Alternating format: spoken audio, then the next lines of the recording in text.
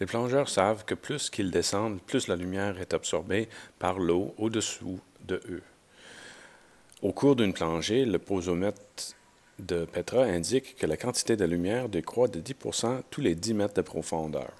C'est quoi la fonction exponentielle qui représente le pourcentage de lumière visible en forme décimale en fonction de la profondeur?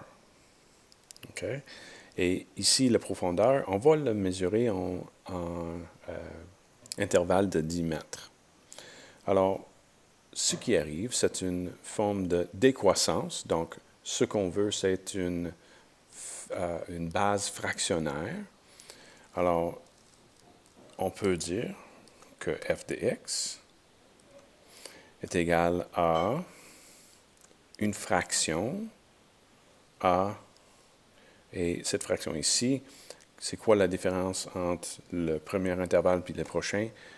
Il va être 10% de moins qui fait 9 sur 10 qui reste. Alors, 9 sur 10, on ferme les parenthèses, puis on met ça à la x. Et là, on a une courbe qui représente la quantité de lumière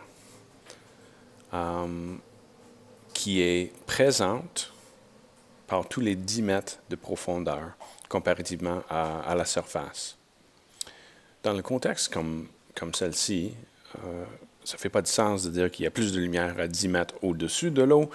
Donc, logiquement, on a une restriction de domaine, okay, qu'on utilise les parenthèses comme ça, où x est plus grand ou égal à 0.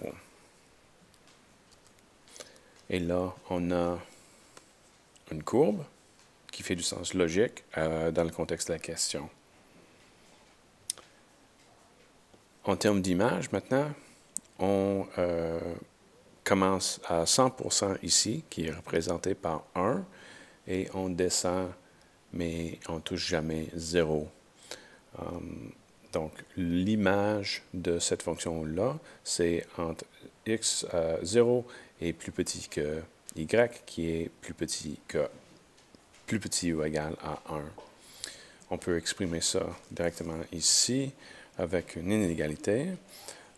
0 est plus petit qu'y, qui est plus petit ou égal à 1. Alors là, on a notre image. Le domaine maintenant, on a déjà parlé de la restriction qu'on a, et c'est x est élément des nombres réels, mais x est plus grand ou égal à 0. Ça ne fait pas de sens d'avoir une descente négative. Quel pourcentage de lumière sera maintenant jusqu'à Petra à 25 mètres de profondeur?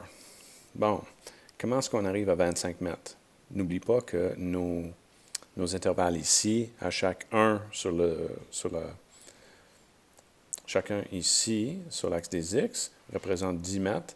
Alors, on parle de 2,5.